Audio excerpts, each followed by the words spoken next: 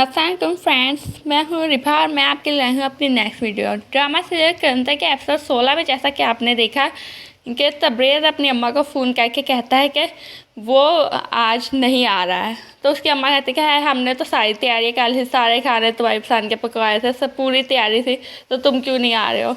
तो वो कहता है कि अम्मा यहाँ पर अचानक ही प्लान बदला है। यहाँ पर सुम्बुल के डैड ने एक बहुत बड़ी पार्टी ऑर्गेनाइज़ की थी, तो अब ज़ाहिर सी बात है कि मुझे वो पार्टी अटेंड करनी थी। वहाँ पर उन्होंने मुझे अपने नेफ्यू के हैसियत से अपने सोशल सर्कल में इंट्रोड्यूस करवाया है। तो मैं बहुत खुश हूँ। लेकिन अम्मा सच बताओ बहुत बड़ी पार्टी थी, बहुत बड़े बड़े लोग आए हुए थे। और सच बताओ तो मेरे पास तो उन जैसे कपड़े पहनने के भी पैसे नहीं थे, कोई कपड़े ही नहीं थे मेरे पास उनके लायक।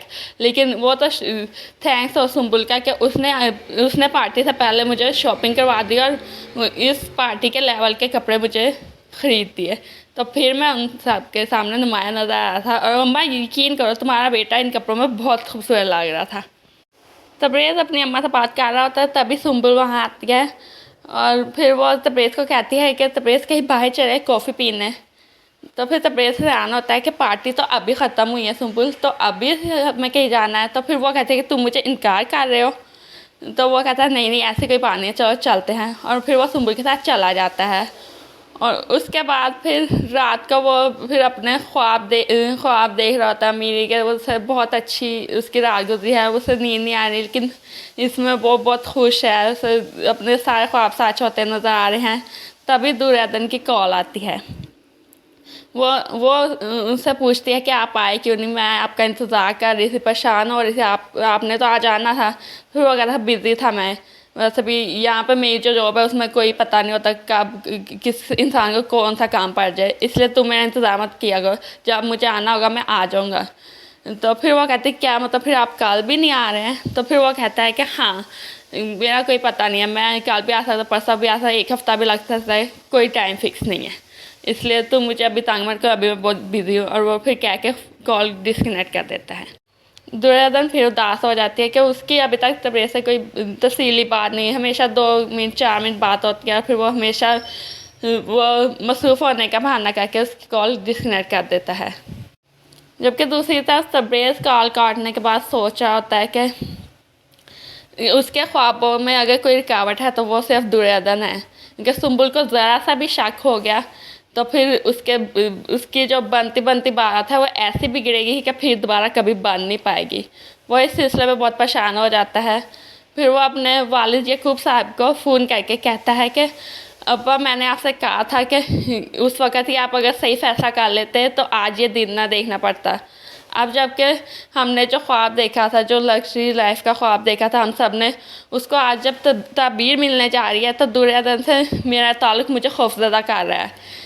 आप ऐसा करें कि दुर्योधन को उसके मैके भिजवा दें कुछ दिनों के लिए, फिर ही मैं इधर आऊँगा। वैसे भी जब हमारे बीच कोई ताल्लुक़ नहीं है तो फिर कोई ये ताल्लुक़ ख़त्म ही होना है, तो इसको किसी ताल्लुक़ को आगे बढ़ाने की ज़रूरत भी नहीं है। आप समझ रहे हैं ना मेरी बात। तो यकूब साहब कहते हैं ठीक है मैं समझ रहा हूँ, मैं सारा इंतज़ाम करता हूँ यहाँ पर। और फिर याकूब साहब दुर्योधन को बुला के उसको कह देते हैं कि वो अपने मायके चले जाए। तो फिर दुर्योधन कहती है लेकिन वो तो रस्म के मुताबिक तो वो तबरेज़ आएगा तो वो उसके साथ ही जाएगी। लेकिन वो कहता है कि तबरेज़ का तो कोई पता नहीं, उसकी जो नौकरी है ना उसे कोई छुट्टी नहीं मिल सकती, हो सकता है वो साल तक की छुट्टी ना मिले उसे। तो क्या तुम बैठी रहोगे उधर। वो भाई अयूब पूछ रहे थे, वो कह रहे थे कि दुर्योधन को भेजो, वो भी उदास है तुम्हारे लिए, इसे तुम्हें चले जाए, मैं तुम्हारे लिए इरफान को कह दिया, इरफान तुम्हारे लिए कल छुट्टी ले लेगा, तुम्हें ले जाएगा।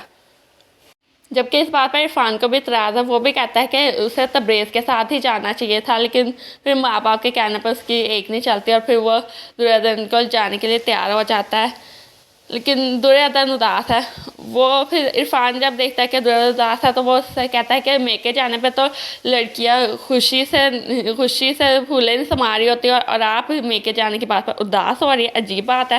तो फिर वो कहती है मैं मेके जाने पर उदास नहीं हो रही, मैं इसलिए उदास हो रही कि तबरेज़ मेरे साथ नहीं जा रहे हैं, रस्म होती है वहाँ पर सब लोग सवाल करेंगे तो मैं क्या जवाब दूँगी। तो फिर वो कहते हैं कि कोई बात नहीं, तबरेज़ तो बिज़ी है ना, आप ऐसा करें कि उससे फ़ोन पे बात कर लीजिए, आपको बोरियत नहीं होगी। तो फिर वो कहते हैं कि जब भी मैं तबरेज़ को कॉल करती हूँ वो हमेशा बिज़ी होते हैं, मुझे पता है, आप मुझे बताएं ना मैं उन्हें किस टाइम कॉल किया करूँ, वो हमेशा मसरूफ़ होते हैं। तो फिर इरफ़ान कहता है कि अभी तो वही है, अभी 4 बजे है, तो अभी वो शाम हुई है, तो अभी वो आ गया होगा, अभी वो फ़ारिग हो, आप अभी उसको कॉल करें। तो फिर दुर्योधन कहते हैं हाँ ये तो मैंने सोचा ही नहीं। तो फिर इरफान कहता है कि दुर्योधन आप वैसे बहुत ज़्यादा मासूम हैं, बहुत ज़्यादा भोली हैं। फिर दुर्योधन फौरी जाकर तबरेज़ को कॉल करती है, तो तबरेज़ खिलाफ मामूल उससे नरमी से बात करता है, उसको कहता है कि हाँ कैसी हो तुम, मैं ठीक हूँ। लेकिन उसकी ये मुनाफ़कत इसलिए है कि वो उसको उसके मायके भेजने के लिए उसको यही चाहता है कि वो आराम से चली जाए, कोई इतराज़ ना करे उसके बगैर। तो फिर वो पूछती है उससे कि मैं अब सब लोग मुझे यहाँ पे मायके भेज रहे हैं, मैं आपके बगैर चली जाऊँगी तो आप उदास तो नहीं होंगे, आपको बुरा तो नहीं लगेगा। तो वो कह रहा है मुझे कोई इतराज़ नहीं है, और वो वैसे थोड़ी सी नरमी से मुख्तसर उससे बात करके फिर कॉल डिस्कनेक्ट कर देता है। उधर तबरेज़ सुंबुल को बताता है कि वो उसको अपनी वालदैन से मिलाना चाहता है, उसके वालदैन सुंबुल को देखना चाहते हैं। तो फिर वो कहती है कि इसकी क्या ज़रूरत है, उसके वालदैन को यहाँ आने की क्या ज़रूरत है। तो वो कहता है कि मैंने घर में तुम्हारी इतनी तारीफ़ की हुई है, इतना बताया, सुंबुल ऐसी है, सुंबुल वैसी है, तो इसलिए वो तुमको देखना चाहते हैं। फिर वो कहती है अच्छा ठीक है, ऐसी बात है तो फिर तुम उनको इन्वाइट कर लो। तो तबरेज़ कहता है कि मैं अभी जा रहा हूँ, मैं अपने इलाके जा रहा हूँ, तो फिर मैं शायद अब जब वापस आऊँगा तो वो लोग शायद मेरे साथ ही आएंगे। तो फिर सुंबुल कहते हैं कि ठीक है चले जाओ, लेकिन ज़्यादा दिन मत वहाँ पर रुकना, क्योंकि तुम्हें पता है मैं तुम्हारे बगैर उदास हो जाती हूँ, जल्दी आ जाना। तो फिर वो भी कहता है कि हाँ अब तो मैं जल्दी आऊँगा, मेरा भी कहाँ तुम्हारे बगैर दिल लगता है। फिर सुंबुल कहती है कि बाय द वे तबरेज़ तुमने कभी मुझे बताया नहीं कि तुम्हारे फैमिली में कितने मेंबर हैं, कभी तुमने उनका जिक्र नहीं किया। तो फिर तबरेज़ खुश होता है कि सुंबुल उसके बारे में कुछ पूछ रही है। फिर वो खुश होकर बताता है कि मेरे अब्बा हैं जो कि बहुत ही मेहनती और ईमानदार और अच्छे दिल के इंसान हैं, और जो मेरी अम्मा है वो भी बहुत लविंग है, सबसे प्यार करने वाली है। जब और एक मेरा भाई है बड़ा उर्फ़ी, वो भाई का दोस्त ज़्यादा है, और एक हम सबकी घर भर की लाडली जूही है जो सबके से अपने लाड उठवाती है। लेकिन वो जब जूही का जिक्र कर रहा होता है तो सुंबुल हंसना शुरू कर देती है। फिर तबरेज़ चौंकता है, तो फिर वो कहती है कि तुम्हारी बहुत ज़्यादा लॉन्ग लिस्ट नहीं है फैमिली की, क्या ये सब यहाँ पे आएंगे। और इस तरह से उसका ये तंज़िया जुमला तबरेज़ इस बात पर खामोश हो जाता है। इतना ही देखा है हमने। और नेक्स्ट एपिसोड में हम देखते हैं कि दुर्योधन जो है वो अपने गांव जा चुकी है। पीछे तबरेज़ आता है और फिर वो अपनी कुछ दिन यहाँ पर रह के अपनी फैमिली को लेकर वहाँ लाहौर के लिए निकल जाता है। जबकि उधर इरफान को देर से इत्तला मिलते हैं कि तबरेज़ और इरफान का सबसे छोटा भाई घर में ही होता है। तो वो उसके ज़रिए इरफान को इत्तला मिलती है कि तबरेज़ आया हुआ है, तो वो खुश होकर दुर्योधन को बताता है कि तबरेज़ आया हुआ है। तो फिर वो दोनों खुश होकर वापस आते हैं, लेकिन जब वो घर पहुँचते हैं तो फिर छोटा वाला भाई कहता है कि आप लोगों ने देर कर दी, वो लोग सब लोग लाहौर के लिए निकल चुके हैं। और इस बात पर दुर्योधन एक बार फिर मुरझा जाती है, और इरफान फिर सोचता है कि वाकई तबरेज़ ने गलत किया, अगर वो आया था तो इतने दिन से आया हुआ था तो उसने फिर इतला क्यों नहीं की, और दुर्योधन से क्यों नहीं मिलता वो। ये बात इरफान को परेशान करती है। तो दोस्तों क्या होगा, क्या इरफान इस बात पर तबरेज़ को डांटेगा, उसकी क्लास लेगा, उसको समझाएगा कि वो दुर्योधन के साथ ये रवैया ना रखे, या फिर दुर्योधन की यही ज़िंदगी हो गया, तबरेज़ के साथ यही रवैया रखेगा और उसको कभी भी ज़िंदगी में खुशी नहीं मिलेगी।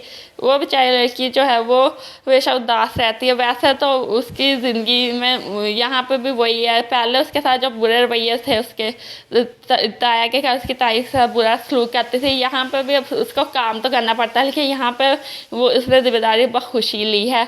लेकिन फिर भी उसको तबरेज़ की याद तो आती है, और तबरेज़ का रवैया उसके साथ बहुत ही ज़्यादा बुरा है। उसको एटलीस्ट उसके साथ थोड़ी नरम रवैया तो रखना चाहिए ना। वो इंसान ठीक है कि वो दौलत के लिए सुंबुल से शादी कर रहा है, लेकिन उसको दुर्योधन का जो उसे शुरू के साथ में वो जब उससे मिला था तो उससे काफ़ी इम्प्रेस नजर आया था, और जो उसे पता चला था कि इसको लोग कलंतर कहते हैं, उसकी दुआएं कबूल होती है, तो फिर वो इंसान जो है वो उसे ये सब बातें याद होनी चाहिए, उसे उसके साथ बुरा सलूक नहीं करना चाहिए। तो आपकी क्या राय है? अपनी राय से मुझे ज़रूर आगे कीजिएगा। वीडियो पसंद आई हो तो लाइक कर दीजिएगा, सब्सक्राइब करके बेल आइकन लाजमी प्रेस कर दीजिएगा ताकि आपको मेरी नेक्स्ट वीडियो का नोटिफिकेशन मिलता है। अल्लाह हाफिज़।